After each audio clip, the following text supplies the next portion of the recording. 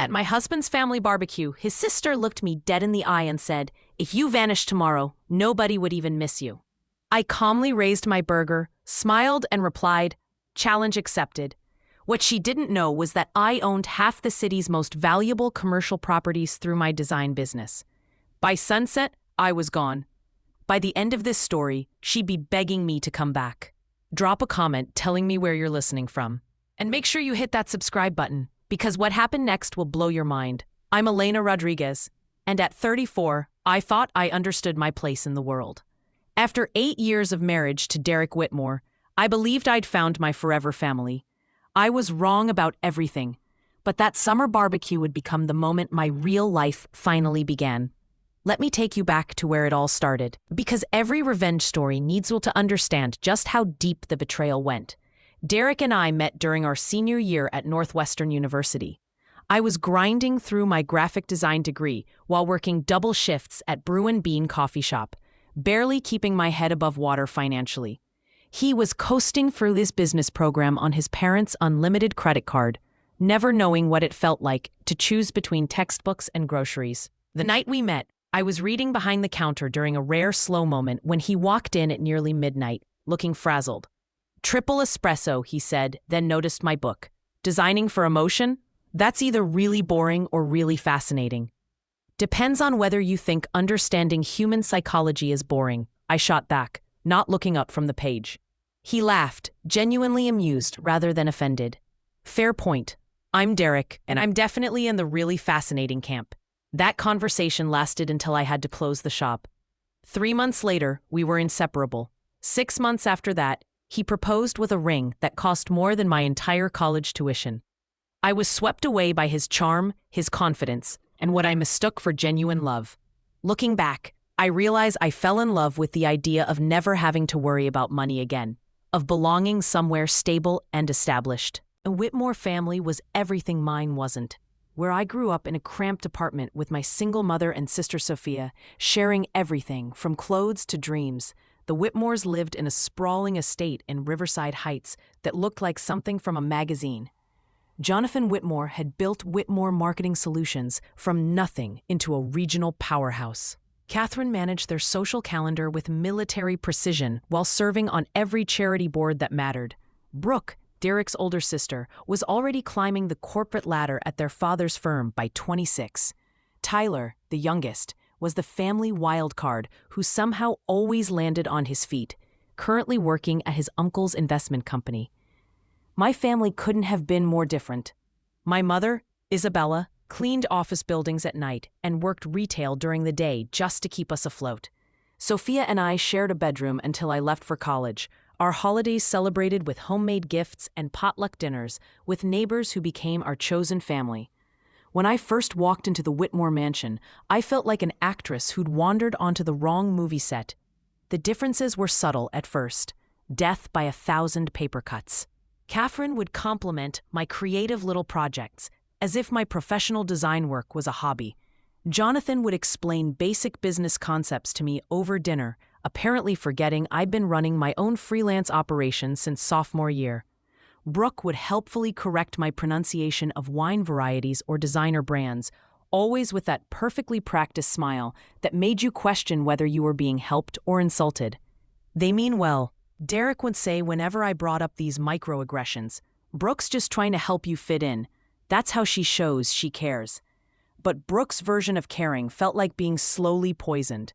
At our wedding, she gave a maid of honor speech that somehow managed to mention 3 of Derek's ex-girlfriends. When we announced we were buying our first house, she questioned whether the neighborhood was really appropriate for a Whitmore. When I landed my biggest client to date, she wondered aloud if they hired me because of the family connections rather than my portfolio. Still, I tried. God, how I tried. I volunteered for Catherine's charity galas, even though the other volunteers treated me like the help. I referred high-paying clients to Jonathan's firm, watching my recommendations turn into his company's success stories. I remembered every birthday, anniversary, and holiday with thoughtfully chosen gifts that probably cost more than I should have spent. I laughed at inside jokes that excluded me and smiled through conversations about private schools and vacation homes that might as well have been in foreign languages.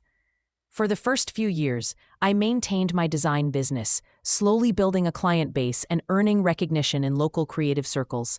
My work was getting noticed, featured in design blogs and local magazines. I was building something that was entirely mine, something that made me feel valuable and accomplished. Then Derek got offered a promotion that required extensive travel, and without any discussion, it was simply assumed I would scale back my career to manage our household. It's just temporary, Derek assured me as he packed for another week-long conference. Once I get established in this new role, things will settle down. But they never did. My client list dwindled to a few loyal customers as I became increasingly isolated. My world shrank to Derek's intermittent presence and his family's judgmental orbit. I started second-guessing my instincts, my opinions, even my memories of conversations. Was Catherine really being dismissive, or was I being too sensitive? Did Brooke actually mean to undermine me? Or was I reading malice into innocent comments? The breaking point came last spring when I miscarried at 12 weeks. The physical pain was excruciating, but the emotional devastation was worse. Derek was in Denver for a client presentation. He offered to come home, but his relief when I said I could manage was obvious even over the phone. "These things happen," Catherine said when she dropped off flowers with a card that read, "Perhaps it's for the best until you're more established in the family."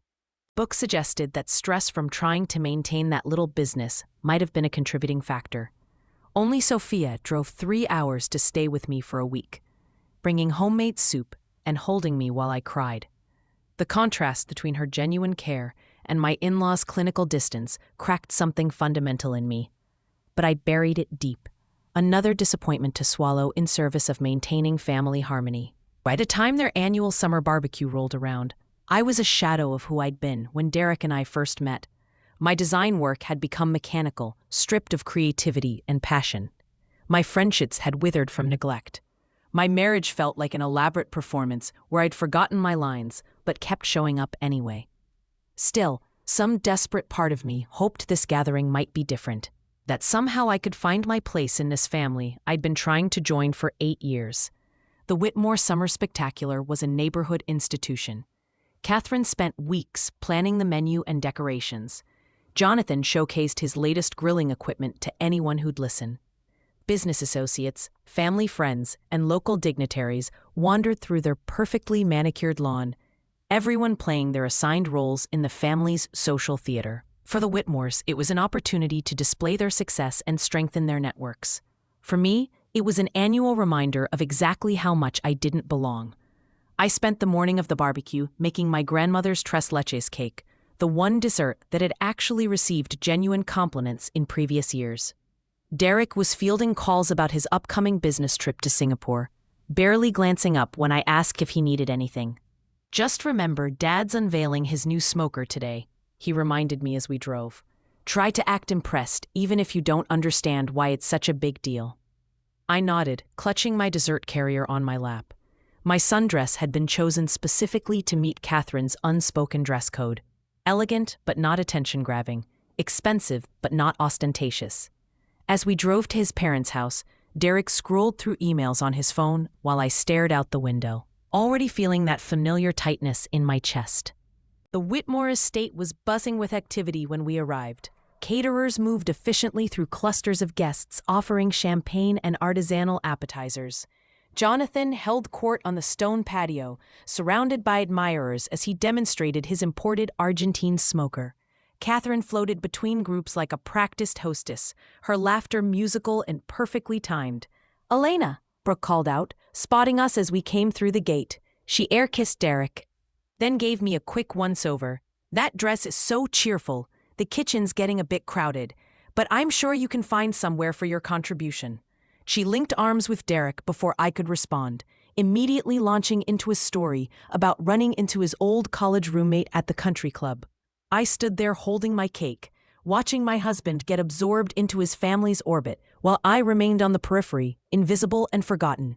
I made my way to the kitchen, where Catherine was orchestrating the catering staff with military precision. "Oh, Elena dear," she said, barely glancing up from her clipboard. "You didn't need to bring anything. We have the pastry chef handling all the desserts." She gestured vaguely toward the pantry. "But how thoughtful. Perhaps just set it in there for now." I placed my tres leches cake on a shelf already crowded with other contributions from guests deemed not worthy of the main display. As I left the kitchen, I overheard Catherine instructing a server to make room at the center of the dessert table for Brooke's authentic Italian tiramisu. The message was clear. Some contributions mattered, others were tolerated. The next 3 hours passed in a familiar blur of polite smiles and half-finished conversations. I'd start talking with one of Derek's cousins, only to have them pulled away by Catherine to meet someone more important. I offered to help with the buffet setup, but was told the staff had everything under control. I tried joining a conversation about recent films, but couldn't get a word in edgewise. Meanwhile, Tyler's wife Rachel received entirely different treatment. Despite being married into the family for only 18 months, Catherine proudly introduced her as our Rachel, the pediatric surgeon. Brooke included her in stories about family vacations she'd never attended. Even Jonathan, who rarely engaged with in-laws beyond basic pleasantries, asked detailed questions about her work. The contrast was impossible to ignore, and the irony wasn't lost on me that Rachel looked as uncomfortable with the attention as I was with the lack of it. When lunchtime arrived, Derek materialized at my side, having spent the morning deep in conversation with his father's business partners. "Having fun?" he asked, not waiting for an answer before guiding me toward the elaborate buffet line. We filled our plates and found seats at the main table on the patio. I ended up between Derek's hard-of-hearing Uncle Walter and an empty chair reserved for Brooke, who was still serving herself. Derek sat across from me, already engrossed in conversation with Jonathan about international business etiquette for his Singapore trip. When Brooke finally joined us, she immediately commanded attention, with an elaborate story about spotting a celebrity at her Pilates studio. Rachel asked appropriate questions, Catherine beamed with pride, and even Uncle Walter adjusted his hearing aid to catch every detail. During a brief lull in the conversation, I saw my opportunity. "I just finished a branding project for Artisan & Co., that new bakery downtown," I offered. "They're having their grand opening next weekend." Brooke's eyes narrowed slightly. "How nice. Is that the place with the garish neon sign? I drove past it yesterday." "The signage is actually vintage-inspired," I explained. "The owners wanted to honor the building's history as one of the first." "If you vanished tomorrow," Brooke interrupted with a theatrical sigh, "nobody would even miss you. That's how boring this conversation is." The table erupted in laughter. Catherine tittered behind her napkin. Jonathan chuckled while reaching for his wine. Derek actually laughed at his sister's casual cruelty. Uncle Walter, who probably hadn't heard the comment clearly, joined in automatically. The sound surrounded me like ice water, shocking and disorienting. In that moment, 8 years of accumulated slights crystallized into perfect clarity. I saw myself as they saw me, dispensable, forgettable, worthy of public humiliation for their entertainment. The woman who had tried so desperately to earn their acceptance, who had diminished herself year after year in service of their comfort, finally understood that she would never be anything more than an outsider they tolerated. I didn't cry. I didn't storm off. I didn't create the kind of scene they could later point to as evidence of my emotional instability. Instead, I raised my burger in a mock toast, met Brooke's gaze directly, and said with perfect clarity, "Challenge accepted." A confused silence fell over the table. Brooke's smug smile faltered slightly. Derek looked between us, sensing something had shifted but unable to identify what. Then Catherine chirped, "Who's ready for Jonathan to carve the brisket?" And the moment passed, but something fundamental had changed inside me. For the remainder of the afternoon, I observed rather than participated. I watched how effortlessly they all moved through their world of assumed privilege. I noted how Derek seamlessly blended with his family while occasionally throwing me an absent smile. I cataloged every slight, every exclusion, every moment I was spoken over or dismissed. Most importantly, I listened to the quiet voice inside me that had been whispering for years, finally loud enough to hear. "You deserve better than this. You've always deserved better than this." By the time we gathered our things to leave, my decision was made. The only question remaining was how quickly I could implement it. The drive home stretched in tense silence. Derek scrolled through emails on his phone, occasionally reading aloud details about his Singapore trip while I stared out the window, my mind racing with calculations and possibilities. When we pulled into our driveway, he finally seemed to notice my unusual quiet. "Everything okay? You've been weird since lunch." I considered my words carefully. Brooke's joke about me vanishing. Did you think that was funny? Derek sighed, unbuckling his seatbelt. "Don't start with this again, Elena. Brooke was just being Brooke. You know how she gets at family gatherings." "You laughed," I said simply. "It was a joke. Not everything needs to be analyzed to death." He got out of the car, effectively ending the conversation. That night, as Derek slept soundly beside me, I stared at the ceiling, replaying not just the day's events, but the entire trajectory of our marriage. I thought about the confident, passionate designer I'd been when we met, how boldly I'd pursued my dreams, how deeply I'd connected with clients and friends. Somewhere along the way, I'd started believing the Whitmore's subtle message that I was lucky to be among them, that my inclusion was conditional upon my compliance, that my worth was determined by their assessment. At 2 a.m, I slipped out of bed and went to my home office. I opened my laptop and began methodical research. Bank accounts, apartment listings in Portland where Sophia now lived, transportation options, storage facilities. By dawn, I had a comprehensive plan. Derek left for an early golf game with Jonathan, kissing me absently on his way out. The moment his car disappeared down our street, I began executing my plan with surprising clarity and calm determination. First, I called Jessica, my college roommate who had remained loyal despite my increasing isolation from old friendships. "I need a massive favor," I said when she answered. "Name it," she replied without hesitation. "I'm leaving Derek today. Can you come help me pack?"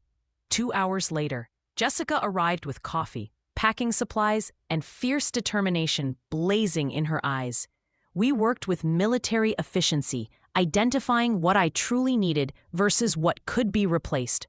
Clothes, personal documents, irreplaceable mementos, and my professional design equipment took priority. "I can store whatever doesn't fit in your car," Jessica offered, carefully wrapping a framed photo of my mother and me. "For as long as you need."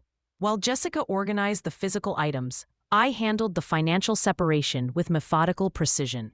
I transferred exactly half of our joint savings to my personal account, not a penny more despite the temptation.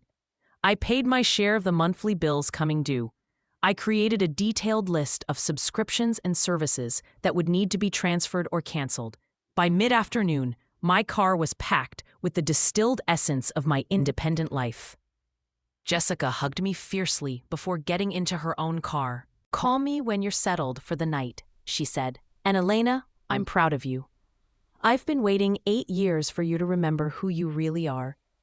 Alone in what had been our home for 6 years, I wrote Derek a letter. I kept it direct and factual. I needed time away to reevaluate our marriage. I had taken only what was indisputably mine and had contributed to all outstanding financial obligations. I asked for space and no contact while I sorted through my feelings. I did not share my destination or timeline. As a final gesture, I removed my wedding ring and placed it on top of the letter on our kitchen counter. Next to it, I left a copy of Brooke's cruel joke written verbatim, with the date and location noted like evidence in a case file. Before leaving, I allowed myself one moment of sentimentality. I picked up our wedding photo from the hallway table. We looked so happy, so full of possibility. Derek's smile reached his eyes back then. My own face shone with hope and confidence I barely recognized now. "Goodbye," I whispered, replacing the frame and walking out the door without looking back. The sensation of driving away from our suburban neighborhood was both terrifying and exhilarating. With each mile marker, the tightness in my chest loosened incrementally. By the time I crossed the state line into Oregon, I felt like I could breathe fully for the first time in years. I checked into a modest hotel that evening, using the credit card I'd maintained separately throughout our marriage. The room was simple but clean, nothing like the luxury accommodations the Whitmores considered standard. After confirming my safe arrival to both Jessica and Sophia, I turned off my phone. Derek would be home by now, finding empty closets and my letter. The thought brought neither satisfaction nor guilt, only a strange sense of completion. In the quiet anonymity of that hotel room, I curled under unfamiliar blankets and fell into the deepest sleep I'd had in months. When morning came, I briefly turned on my phone to find exactly the messages I'd expected. Derek's communications followed a predictable pattern: confusion, then irritation, then concern, and anger. "Where are you? Call me. This is ridiculous. Come home so we can talk. Your mother is worried. At least let her know you're safe. You're being incredibly selfish right now. Fine, take your space. We'll talk when I get back from Singapore." Not once did he mention Brooke's joke or his laughter. Not once did he acknowledge any understanding of why I might have left. I sent a brief text to my mother, assuring her of my safety, but requesting privacy, then turned off my phone again. The challenge had been accepted. Now came the hard part: disappearing not just physically, but rebuilding myself into someone whose presence actually mattered. I was about to discover if Brooke was right about my insignificance, or if I could create a life where being noticed was never again something I had to earn from people who were determined not to see me. Portland welcomed me with 3 days of continuous rain, as if the city itself was washing away my old life. Sophia had found me a month-to-month furnished apartment in her neighborhood, a cozy one-bedroom with exposed brick walls and large windows overlooking a tree-lined street. After the sterile perfection of the house Derek and I had shared, the lived-in character of this place should have felt foreign. Instead, it felt like coming home to myself. The building's got personality. Sophia apologized as she helped me carry in my belongings. The pipes make noise and the elevator's temperamental, but the neighbors are artists and writers, real people who actually talk to each other. "It's perfect," I assured her, running my hand along the worn wooden countertop. "It's mine." That first week passed in a blur of practical arrangements. I opened a new bank account at a local credit union that specialized in supporting small businesses. I established mail forwarding through Jessica rather than weaving a direct trail to my location. I purchased a new phone with a Portland area code. Most importantly, I updated my professional profiles on freelance design platforms, carefully curating my portfolio to remove any work connected to Derek's network or the Whitmore sphere of influence. Derek's messages continued evolving exactly as I'd predicted: bargaining followed by manipulation, then brief attempts at understanding, always circling back to frustration when I maintained my silence. "Whatever's happening, we can work through it," he wrote. "Just come home. I talked to Mom. She said you seemed unhappy at the barbecue. I didn't notice, but I'm sorry if something upset you. Your disappearing act is getting old. Adult relationships require communication." They maintained radio silence, not out of cruelty, but self-preservation. Every time I considered responding, I remembered the laughter around that patio table, the years of subtle diminishment, the gradual erosion of my identity until I'd become someone I barely recognized. 2 weeks after my departure, Brooke posted a passive-aggressive Instagram story, a photo of the family at Sunday dinner with the caption, "Family is everything.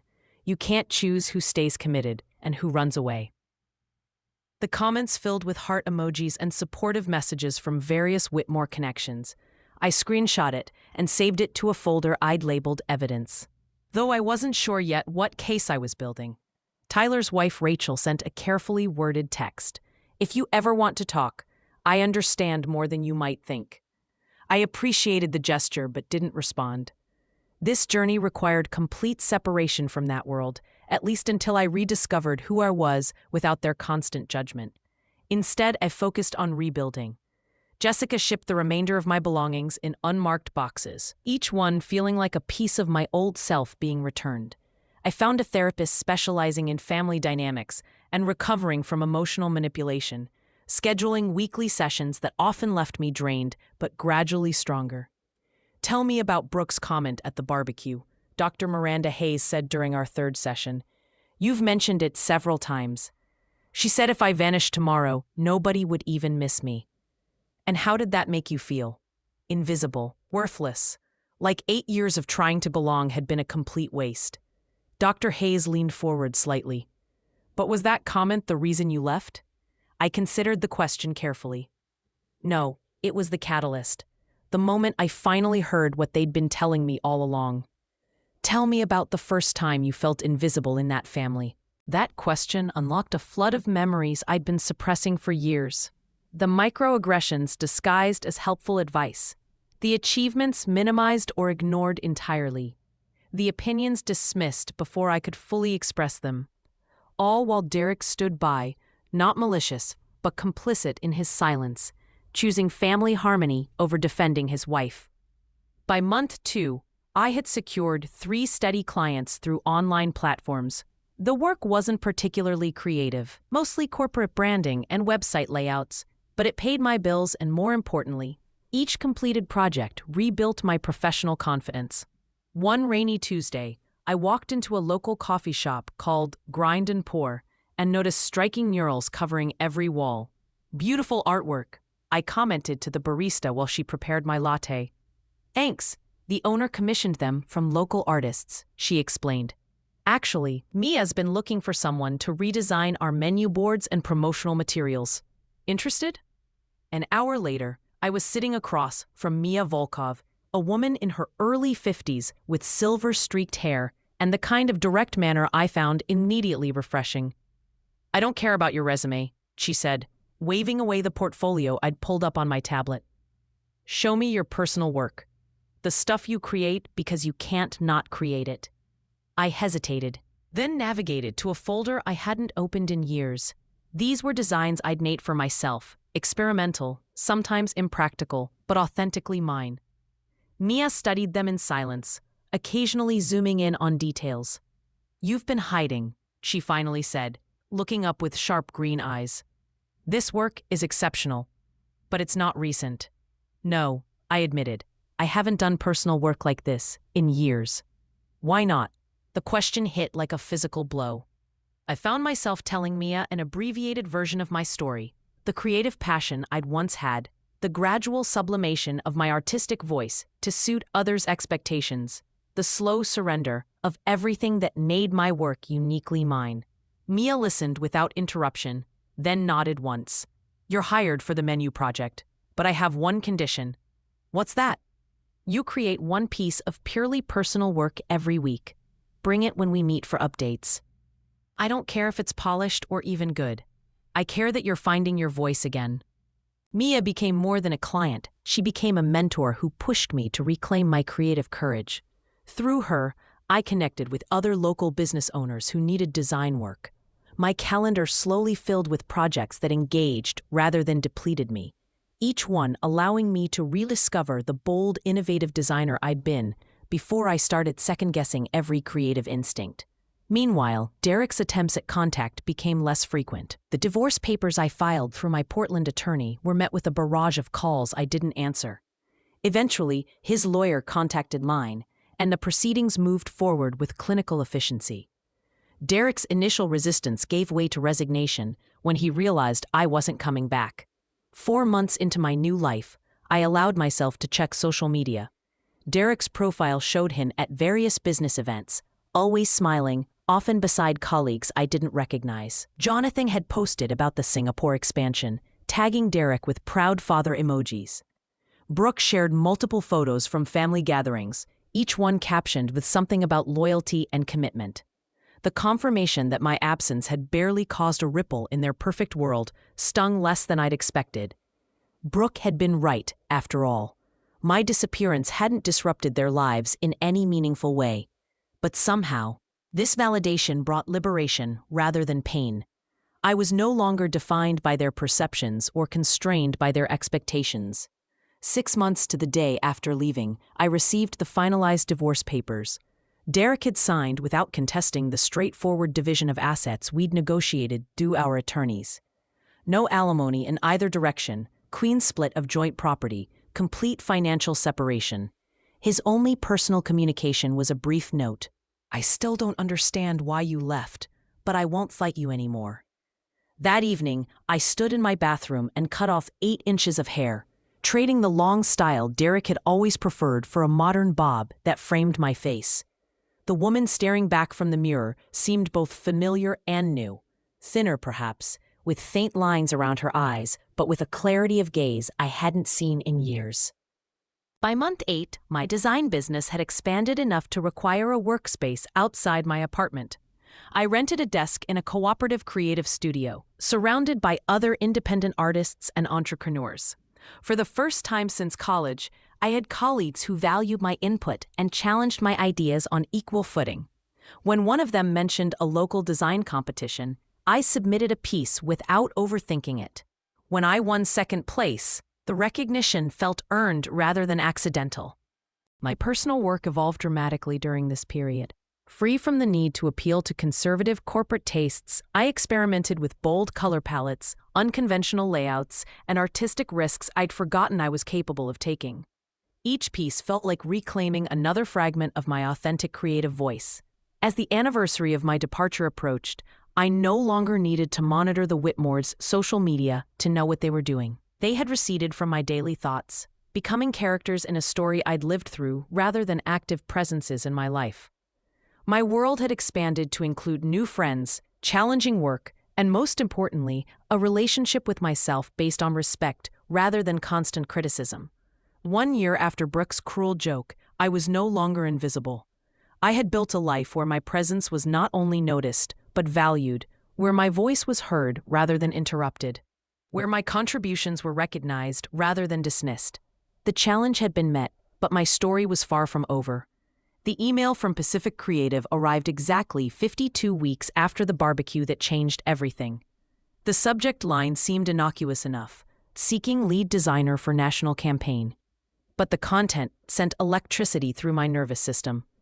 Your work for Artisan & Co. and several other Portland businesses has caught our attention. We're developing a major campaign for Meridian consumer brands and believe your aesthetic would be perfect for the project. Initial meeting next week if interested. Meridian Consumer Brands was a subsidiary of Whitmore Marketing Solutions, Jonathan's company. The coincidence seemed too precise to be accidental, too convenient to be random chance. I called Mia, who had become my sounding board for major decisions over the past year. It could be completely legitimate, she reasoned after I explained the connection. Your Artisan campaign was featured in Design Weekly, Creative Review, and Pacific Marketing Journal. But the timing is suspicious. Exactly. The question is whether they know who I am. The question, Mia corrected pragmatically, is whether the project is worth taking regardless. I requested more detailed information from Pacific Creative. The project was substantial, redesigning packaging for Meridian's entire organic food line, with potential for ongoing brand management contracts. The budget they proposed was triple anything I'd handled since establishing my Portland business. After 3 days of deliberation, wrestling with doubt and possibility in equal measure, I accepted the initial meeting. If this was Whitmore orchestration, I wanted to face it directly rather than spend months wondering. If it was legitimate, I refused to let fear of my past constrain my professional future. The Pacific Creative Director, Ronan Torres, made no indication he knew about my history with the Whitmores during our first meeting. We discussed design concepts, timeline expectations, and budget parameters with straightforward professionalism. When I asked about client involvement, he mentioned only that Meridian executives would review major milestones. I accepted the project, establishing clear boundaries about communication channels and approval processes. For 3 weeks, everything proceeded normally. My preliminary designs received enthusiastic feedback. The timeline remained on track. No Whitmore names appeared on any correspondence. Then came the announcement that changed everything. Meridian Consumer Brands would be featured at the annual Pacific Northwest Marketing Innovation Gala, unveiling their rebranded organic line as the centerpiece presentation. As the lead designer, my attendance was not just encouraged, but essential for the project's success. The gala was a major industry event, exactly the type of opportunity my rebuilding career needed. It was also precisely the sort of function the Whitmores never missed. Jonathan considered these networking evenings essential to maintaining the family's business prominence. Derek had always dutifully followed his lead, and Brooke treated them like her personal runway for displaying the family's continued success. You have 3 options, Dr. Hayes observed during our session that week. Decline to attend and potentially limit your professional growth. Attend and attempt to avoid the Whitmores, which may prove stressful and ultimately futile. Or attend and prepare to engage with them on your terms. What would you do? Dr. Hayes smiled slightly. I'm more interested in what Elena today would do, as opposed to Elena from a year ago. The question lingered as I left her office. Last year's Elena would have either declined the event entirely or attended as Derek's anxious shadow, dreading Brooke's barbed comments and Catherine's conditional approval. But I wasn't that person anymore. I had spent a year rebuilding not just my career, but my sense of self-worth. I had work I was proud of, colleagues who respected me, and most importantly, unshakable clarity about my own value. The following morning, I emailed Ryan confirming my attendance. Then I made an appointment with a personal stylist recommended by Sophia and set aside a portion of the Meridian advance payment for an outfit that would serve as both armor and announcement. The week leading up to the gala, I found myself oddly calm. Instead of anxiety, I felt anticipation. This would be the first time the Whitmores saw what I'd become without their influence. The first opportunity to demonstrate that Brooke's prediction about my insignificance had been spectacularly wrong.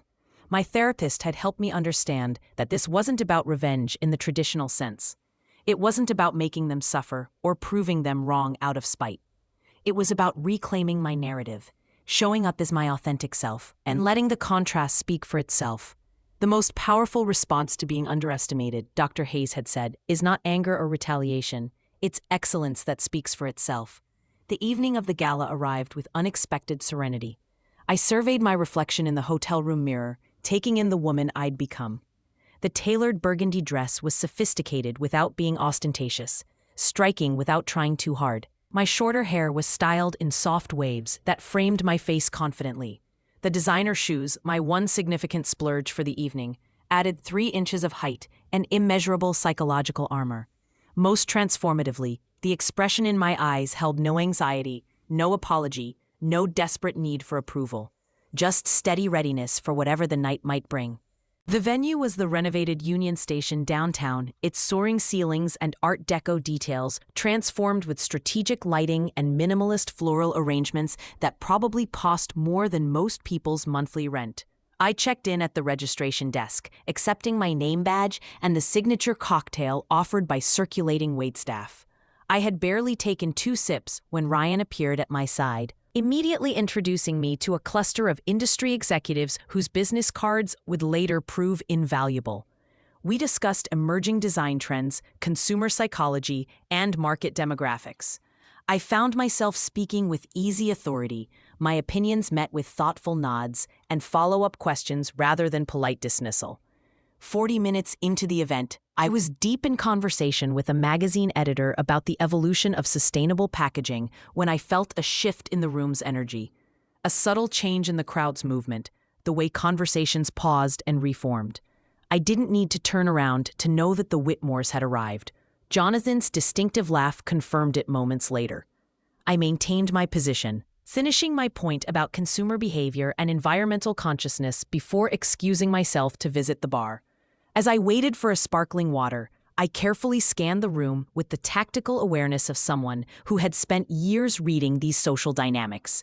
Jonathan and Catherine stood near the entrance, already surrounded by admirers and business associates, eager to curry favor with one of the region's most successful marketing executives. Brooke wasn't immediately visible, probably working the room with her characteristic calculated charm. And then I saw Derek, standing slightly apart from his parents, looking somehow diminished despite his perfect tailoring and expensive watch. Our eyes met across the crowded space, his widened in unmistakable shock, lips parting slightly as if to speak despite the distance between us.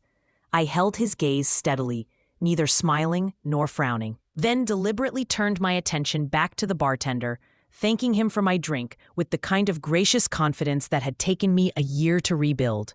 The first direct encounter came minutes later. Jonathan approached while I was examining the event program, pretending to study the evening schedule while actually gathering my thoughts. "Elena," he said, his tone conveying neither warmth nor hostility, just surprise. "Quite a shock seeing you here." "Jonathan." I nodded, meeting his gaze directly. "I'm the lead designer for Meridian's organic rebrand." He blinked, momentarily thrown off balance by my calm demeanor. I hadn't made the connection. Their creative work is being handled externally through Pacific. "Yes, I'm working with Ryan's team. The preliminary market testing has been quite positive. I spoke as I would to any client's executive, professional, assured, but not defensive." "I see." He seemed to reassess me, noting changes a year had brought. Your work has evolved since you left Derek. Not evolved, I corrected with a small smile. Returned to its authentic direction. Jonathan shifted uncomfortably, perhaps recognizing that this wasn't the broken, dependent woman who had fled his son's house a year ago. Catherine is here somewhere. I'm sure she'd want to say hello. Of course, I replied, neither encouraging nor discouraging the prospect. As Jonathan moved away, presumably to report this unexpected development to his family, I rejoined the Pacific creative team. Ryan was deep in conversation with potential clients, and I integrated seamlessly into discussions about upcoming presentation logistics. From the corner of my eye, I could see the ripple effect as Jonathan spoke to Catherine, whose perfectly maintained composure slipped momentarily as she scanned the crowd for me. The Meridian presentation was scheduled for the middle of the evening. As the time approached, Ryan guided me toward the staging area, our path taking us past several clusters of networking professionals. We were nearly at our destination when Brooke stepped directly into our path, her expression a complex mixture of surprise and calculation. "Elena," she said, her tone suggesting this oversight was somehow my fault. "No one mentioned you were involved with this project." "Brooke," I acknowledged evenly. "Ryan, this is Brooke Whitmore, Jonathan's daughter." Ryan extended his hand professionally. "Ms. Whitmore, pleasure to meet you. Elena has been exceptional to work with." "You know her work?" Brooke's smile tightened almost imperceptibly. "We're family," she said, the word carrying weight she clearly intended me to feel. "Or were." "How nice," Ryan replied diplomatically. "Excuse us, we need to prepare for the presentation." As we walked away, Ryan glanced at me questioningly, but respected my privacy enough not to pry. I appreciated his professionalism more than he could know, and made a mental note to ensure our working relationship continued beyond this project. The presentation itself passed in a focused blur of professional competence. I spoke about design philosophy and consumer connection, demonstrated key elements of the rebranding strategy, and answered questions with composed expertise that felt both natural and hard-earned. The audience response was overwhelmingly positive, with several spontaneous rounds of applause that had nothing to do with politeness, and everything to do with genuine appreciation for innovative work. From my position on stage, I could see the entire Whitmore family seated together near the front. Catherine maintained a neutral expression throughout, though I caught her leaning toward Jonathan during particularly impressive moments. Jonathan nodded occasionally at metrics that clearly exceeded his expectations. Brooke whispered something to the woman beside her, her face unreadable but attentive. Derek watched me with undisguised intensity, his eyes never leaving my face as I spoke about creative vision and market positioning. This was probably the first time he'd seen me in my professional element since our early dating days, the first time he'd witnessed the confidence and expertise I'd possessed before it got slowly eroded by his family's constant undermining. After the formal presentation concluded, I was immediately surrounded by attendees with questions, compliments, and business card exchanges. Potential opportunities were mentioned, connections established, collaborations proposed. This professional validation, earned entirely through my own merit, felt like the sweetest possible vindication of the choice I'd made a year ago. Eventually, the crowd thinned as people moved toward the dinner portion of the evening. I was gathering my presentation materials when Derek finally approached, alone and visibly nervous. "You look well," he offered, hands tucked awkwardly in his pockets. "Thank you," I replied simply, neither warm nor cold. "I didn't know you were in Portland." "That was intentional." He nodded, accepting this truth. "Your presentation was impressive. You always were talented." "I always am talented," I corrected gently, emphasizing the present tense. Derek looked down, then back up with unexpected directness. "I've thought a lot about what happened, about Brooke's joke and everything that led up to it. I didn't understand at first, but this past year has been clarifying." "I'm glad to hear that," I said, meaning it. "I miss you," he admitted quietly. The words hung between us, once so desperately desired, but now arriving far too late. I felt no triumph in his regret, no vindictive pleasure in his obvious loneliness, just calm certainty that I'd made the right choice and peace with the consequences. "I need to join my team for dinner," I said, neither cruel nor encouraging. "Will you be at tomorrow's industry workshop?" "Yes, I'm presenting the digital integration segment." He nodded. "Maybe we could get coffee afterward, just to talk." I considered his request, weighing my emotional landscape against professional courtesy. I can spare 30 minutes, professional courtesy. Relief flickered across his face. Thank you. As I turned to leave, Catherine appeared at Derek's elbow, her social smile perfectly in place despite the circumstances. Elena, darling, she said with practiced warmth that couldn't quite mask her discomfort. What an absolute delight to see you thriving. Catherine, I acknowledged. I hope you're well. We've all missed you at family gatherings, she continued, the polite lie falling easily from her perfectly lipsticked mouth. No one makes tres leches cake quite like yours. The old Elena would have accepted this olive branch, however disingenuous. The new Elena held her ground with gracious firmness. That's interesting, I replied pleasantly. I recall my cake being relegated to the pantry while Brooke's tiramisu took center stage at the last gathering I attended. Catherine's smile faltered briefly before recovering. A simple misunderstanding, unsure. Multiple simple misunderstandings over 8 years, I agreed, maintaining my pleasant tone. How fortunate that I now work in environments where such misunderstandings rarely occur. Before Catherine could respond, the event coordinator announced dinner seating. I excused myself with polite finality, joining the Pacific Creative team at their assigned table across the room from the Whitmores. The remainder of the evening passed without further direct interaction. Though I occasionally caught Derek watching me from across the dining room, his expression unreadable but intense. As the event concluded and guests began filtering toward the exit, I declined the team's invitation for after-party drinks. I preferred the quiet completion of returning to my hotel room alone, where I could process the evening's encounters in private. Standing at my hotel room window, overlooking the glittering city lights, I kicked off my designer shoes and reflected on the confrontation I'd half-dreaded for months. It had come and gone, leaving me not depleted, but strengthened. I had faced the Whitmores not as an apologetic outsider seeking acceptance, but as a successful professional confident in my own worth. Brooke's challenge, if you vanished tomorrow, nobody would even miss you, had precipitated not just my physical departure, but a complete reinvention. The final irony was that by disappearing from their world, I had become more visible than ever in my own. The woman who had raised that burger in defiant toast 1 year ago could never have imagined the journey ahead. The woman standing at this window could never return to who she had been, and in that transformation lay not tragedy, but triumph, the quiet, sustainable victory of reclaiming one's own life and worth. But the story wasn't over yet. Tomorrow would bring new challenges, new opportunities to prove that some disappearances are actually transformations in disguise. The morning after the gala dawned crisp and clear, Portland's skyline sharp against the autumn sky. I prepared for the day's workshop with methodical focus, selecting a professional but comfortable charcoal blazer, and reviewing my presentation notes over room service coffee.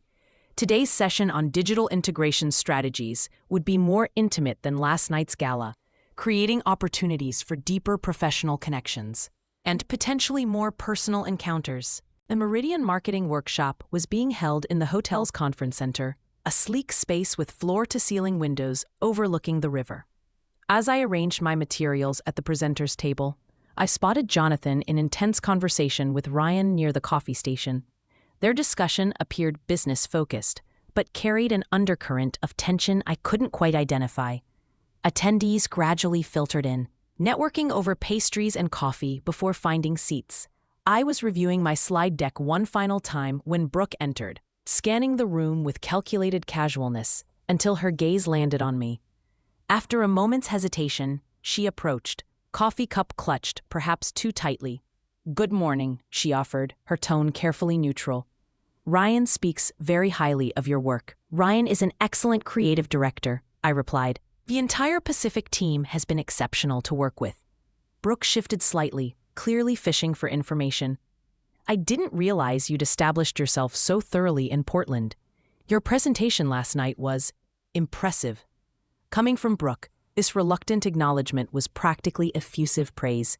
I thanked her with simple courtesy, neither overreacting to the compliment nor dismissing it entirely. "Father is considering bringing the entire Meridian account in-house after this campaign concludes," she continued, watching me closely. "He's been quite impressed with the direction." I understood the subtext immediately. If Meridian became a direct Whitmore marketing client, my work would either disappear entirely or be absorbed into their company's portfolio. The old insecurity flickered briefly before I extinguished it with practiced efficiency. That would be Jonathan's prerogative as Meridian's parent company, I said evenly. However, Pacific has contractual provisions regarding creative attribution that are quite specific. Ryan is particularly careful about protecting his designer's intellectual property. Burke's expression tightened almost imperceptibly. Before she could respond, the workshop facilitator called for everyone to take their seats, ending our conversation with mutual professional nods. A far cry from our last interaction over hamburgers and cruel jokes. The morning sessions proceeded efficiently, with presentations on market analysis and consumer demographics. My segment on digital integration strategies was scheduled just before the lunch break. As I took the podium, I noticed Derek slipping into the back of the room, clearly having timed his arrival for my presentation. I delivered my content with confident expertise, demonstrating how the packaging designs incorporated augmented reality features that seamlessly connected to broader digital ecosystems. The question period afterward was lively, with engaged participants asking thoughtful questions about implementation timelines and technical specifications. When Jonathan himself asked about scalability across different product lines, I answered with specific benchmarks already agreed upon with the Meridian team, citing projected engagement metrics and conversion rates that clearly exceeded his expectations. For a moment, I saw genuine respect flicker across his features. Perhaps the first time he'd ever looked at me as a professional equal, rather than his son's decorative wife. As attendees broke for lunch, Derek made his way toward me, but was intercepted by a Meridian executive with urgent questions about tomorrow's launch timeline. I used the opportunity to step outside for fresh air, needing a moment away from the Whitmore gravitational pull that still felt overwhelming, despite my newfound confidence. The hotel's rooftop garden provided quiet respite from the intensity below. I had just settled on a bench overlooking the river when Catherine appeared on the pathway, her arrival clearly not coincidental. "You always did have excellent timing for strategic retreats," she observed, smoothing her skirt as she sat beside me uninvited. "I prefer to call it recognizing when I need space to think clearly," I replied. Catherine studied me with new attention, as if seeing me for the first time. "You've changed significantly." "I've reverted," I corrected, "to the person I was before I started trying to fit into spaces that weren't designed for me." She sighed lightly, a sound that might have been regret. "Families are complicated, Elena, especially established ones like ours. There are expectations, traditions, ways things have always been done. I'm aware. I spent 8 years observing those traditions and trying to meet those expectations. Perhaps we weren't always as welcoming as we could have been," Catherine conceded, the closest thing to an apology I'd ever heard from her lips. "But disappearing without warning was rather dramatic, don't you think?" I turned to face her directly, keeping my voice level but firm. "I left a detailed letter for Derek. I ensured all financial obligations were properly handled. I made a clear, adult decision to remove myself from the situation that had become harmful to my well-being. There was nothing dramatic about it." "Derek was devastated," she countered. "Derek was inconvenienced," I corrected gently. "There's a significant difference." Catherine's perfectly maintained facade cracked slightly. "You have no idea what this past year has been like for him, for all of us." "You're right," I acknowledged. "Just as you have no idea what the previous 8 years were like for me." We sat in tense silence, the weight of unspoken truths heavy between us.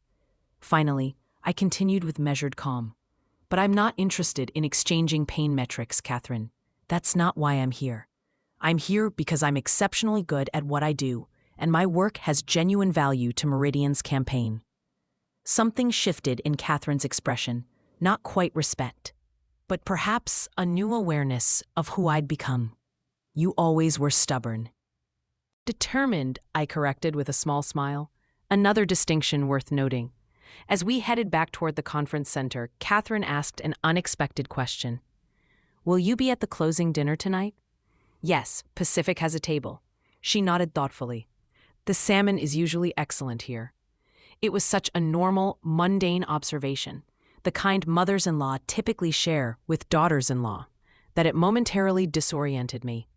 I murmured agreement as we rejoined the workshop, separating to our respective seating areas. The afternoon sessions focused on implementation strategies and market rollout plans. I participated actively but maintained professional distance, neither seeking nor avoiding the Whitmores' attention. As the workshop concluded, Derek finally managed to approach me directly. "Still available for that coffee?" he asked, uncertainty evident in his voice. "Yes," I agreed. "There's a quiet cafe in the lobby." We walked together in silence, the familiarity of his presence beside me both strange and nostalgic. Once seated with our drinks, his usual Americano and my latte, ordered without need for discussion, the awkwardness intensified. "Portland clearly suits you," he finally offered. "It does," I agreed simply. Derek traced the rim of his cup nervously. "I've been in therapy since you left. Dad thought it was unnecessary, but—" he shrugged. "It's been illuminating." This surprised me. Derek had always dismissed therapy as paying someone to tell you what you want to hear. That he'd sought professional help suggested genuine commitment to understanding what had gone wrong. "I'm glad," I said sincerely. "My therapist helped me understand some things about our marriage, about my family's dynamics, about how I failed to see what was happening to you because it was easier not to look." The acknowledgement was unexpected and disarming. For a moment, I glimpsed the thoughtful, self-aware man I'd fallen in love with. Someone capable of growth, willing to examine his own behavior, brave enough to challenge family patterns. "Thank you for saying that," I replied quietly. "I didn't stand up for you," he continued, his voice gaining strength. "Not against Brooke's constant undermining, not against Mom's conditional acceptance. Not even against my own expectations that you would just adapt to whatever the family needed." "No," I confirmed without rancor. "You didn't. I keep thinking about that barbecue, about Brooke's joke and how everyone laughed." "How I laughed," he swallowed hard. "I keep replaying your response, challenge accepted. I didn't understand then what you meant." "I was declaring independence," I said simply, "from all of you." His voice held equal parts admiration and regret. I realize that now. We talked for nearly an hour, longer than the 30 minutes I'd initially allocated. Derek shared how family dynamics had shifted in my absence. Brooke's increased criticism extending to his new girlfriend, Catherine's tightening control over family gatherings, Jonathan's disappointment when Derek declined a promotion requiring relocation to Singapore. "I'm seeing everything differently now," he explained. "Like someone adjusted the contrast on a photo I've been staring at my whole life." When our coffee cups emptied, we both recognized the natural conclusion of our conversation. As we stood to leave, Derek asked the question I'd been expecting. "Is there any chance for us?" "Not immediately, but eventually." I considered his face carefully. Once the center of my universe, now a familiar but distant landscape. I felt affection, compassion, even a whisper of old attraction. But the emotional tether had been severed, not just by Brooke's cruelty or my departure, but by the year of growth that followed. "I think we both needed to become different people," I said gently, "and I like who I'm becoming now." He nodded, accepting this truth with surprising grace. "You were always stronger than I gave you credit for." "We both were," I corrected. "You just needed different circumstances to discover it." We parted with a brief, platonic hug that felt like proper closure. As I watched him walk away, I realized I genuinely wished him well in building a life authentically his own, not just an extension of Whitmore family expectations. The final confrontation came unexpectedly as I collected my portfolio from the conference room. Brooke entered just as I was preparing to leave, her purposeful stride suggesting she'd been waiting for this opportunity to catch me alone. "I need to ask you something," she said without preamble. "And I'd appreciate complete honesty." "All right," I agreed, curious despite myself. "Did you take this project knowing it was connected to our family?" "No," I answered truthfully. "I discovered the Meridian Whitmore connection after accepting Pacific's offer. By then, contracts were signed and work had begun." She studied me intently, seemingly assessing my truthfulness. "And you didn't consider recusing yourself once you knew?" "Why would I?" I asked simply. "I'm exceptionally good at what I do, Brooke.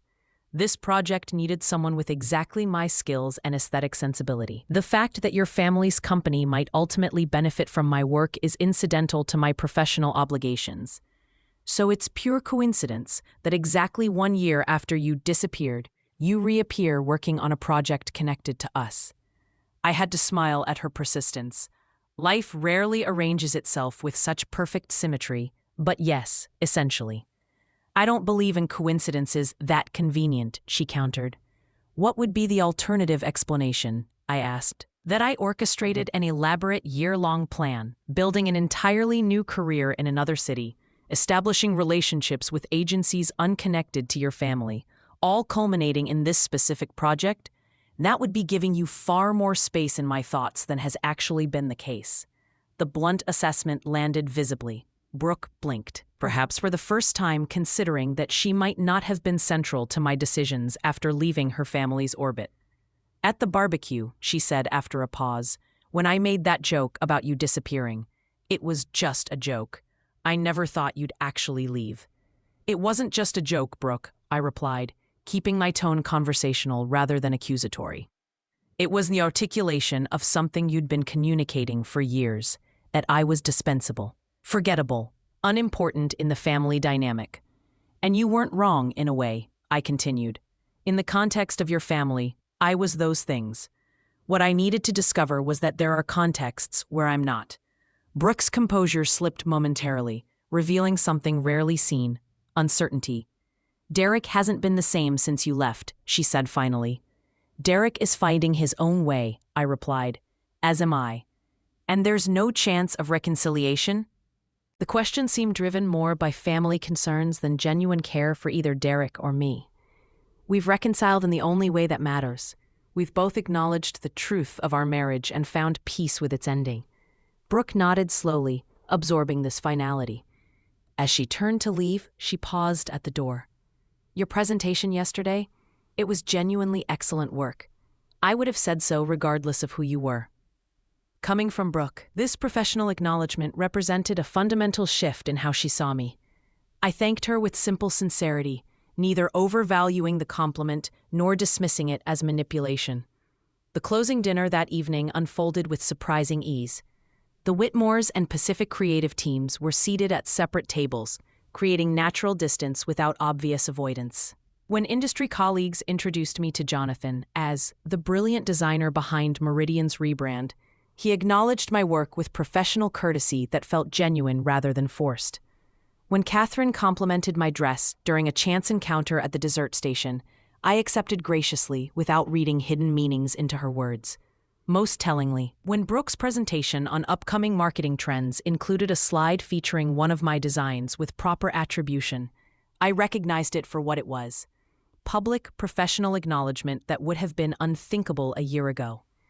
As the evening concluded, I exchanged contact information with several potential clients, confirmed next steps with Ryan, and said appropriate goodbyes to industry colleagues.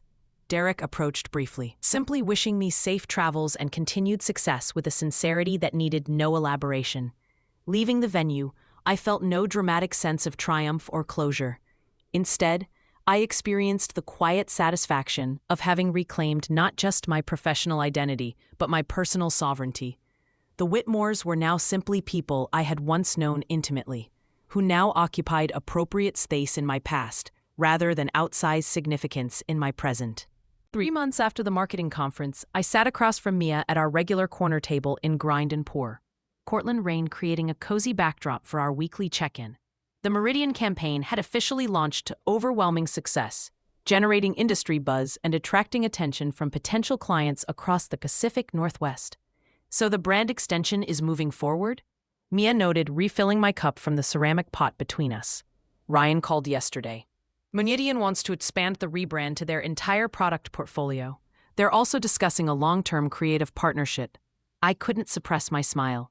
It's the kind of opportunity I used to dream about. And the Whitmore connection?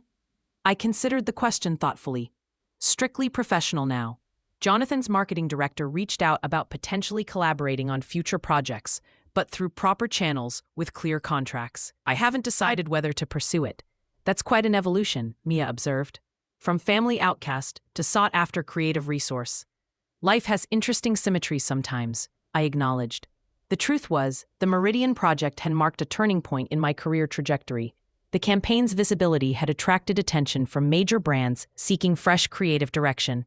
My portfolio now included work that reflected my authentic design voice rather than compromised interpretations of others' visions. Most importantly, I approached each opportunity with clear boundaries and unshakable confidence in my value.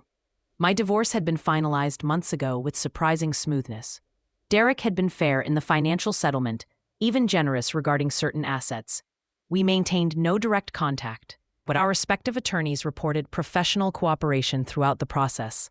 My only personal request, keeping my grandmother's vintage engagement ring rather than the Whitmore family diamond Derek had insisted I upgrade to, was granted without argument. Regular therapy sessions with Dr. Hayes continued, though we'd reduced frequency from weekly to bi-weekly.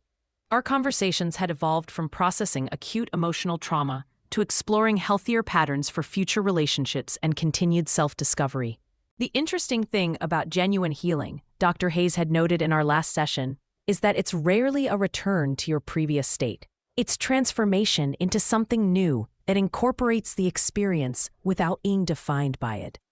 This observation resonated deeply as I navigated my reconstructed life. I wasn't trying to recapture who I'd been before meeting Derek. I was integrating that younger self's passion and confidence with wisdom hard-earned through difficulty and growth. Jessica visited Portland for a long weekend, marveling at changes in both my external circumstances and internal landscape. "You laugh differently now," she observed during a hike through Forest Park. "More freely, less carefully." "That's oddly specific," I teased. "But accurate," she insisted. "You used to laugh like someone seeking permission. Now you laugh like someone giving herself permission." These subtle transformations had accumulated gradually. I found myself speaking up in creative meetings without rehearsing thoughts beforehand. I began dating casually, nothing serious yet, but enjoying simple pleasure of connecting with interesting people without need for immediate definition. I joined a community garden and discovered unexpected joy in growing tangible, living things. An unexpected development came through my friendship with Rachel, Tyler's wife. She'd reached out via professional email, ostensibly inquiring about design services for a pediatric clinic she volunteered with. Our initial coffee meeting evolved into genuine connection based on shared experiences as former Whitmore outsiders and mutual professional respect. "Brooke is actually taking parenting classes," Rachel revealed during one of our lunch meetings. "She's pregnant and apparently determined not to repeat certain family patterns." The news surprised me, not just the pregnancy, but Brooke's self-awareness about generational cycles. "That's encouraging. People can change when properly motivated."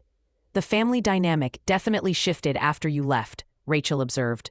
"Made some things visible that had been conveniently ignored before." Whether my departure had been catalyst or mere coincidence, I took no particular credit for these evolutions. The Whitmore's journey toward self-awareness was their own, just as mine was mine. 8 weeks after the conference, I was selecting produce at the Saturday farmers market when I heard a familiar voice. Brooke stood at the adjacent stall examining artisan cheeses, her pregnancy now visible, creating a softer silhouette against her typically sharp professional wardrobe. Our eyes met with mutual recognition. After a moment's hesitation, she approached. "Elena, I didn't know you shopped here." "Every Saturday," I confirmed. "They have the best heirloom tomatoes in the city." The awkwardness between us was palpable, but not hostile. We exchanged brief pleasantries about the market, the weather, the upcoming holiday season. Then Brooke surprised me with unexpected directness. "I've been thinking about what you said at the conference, about contexts where you are dispensable versus valued." She adjusted her bag uncomfortably. "I'm discovering something similar preparing for motherhood. Everyone has advice about who I should become, how I should change. It's illuminating." "Contexts shape us," I acknowledged, "but they don't have to define us." Brooke nodded thoughtfully. "The parenting class Rachel probably mentioned, it's helping me recognize some patterns. Things I never questioned because they were just normal in our family." I heard the unspoken comparison to my own journey of recognition and separation. "Self-awareness is powerful," I offered. "Yes." She hesitated, then added with uncharacteristic vulnerability, I don't want my child to ever feel like they need to disappear to be seen. The admission revealed deeper reflection than I would have credited Brooke with a year ago. I didn't offer easy absolution. Our history was too complex for that. But I did offer simple human acknowledgement. That's a good place to start, I said. We parted with no dramatic reconciliation, no promises of future connection, just a moment of genuine communication between two adults sharing brief intersection in life's journey. Walking home with my market purchases, I reflected on the strange trajectory that had brought me from that Whitmore barbecue to this present moment. Brooke's challenge, if you vanished tomorrow, nobody would even miss you, had indeed been the catalyst for profound transformation. I had disappeared from a life where I was diminished, only to reappear in one where I was valued. I had lost a family that required my conformity, only to build a community that celebrated my authenticity. I had abandoned security that came with compromise, embracing instead the uncertain adventure of self-determination.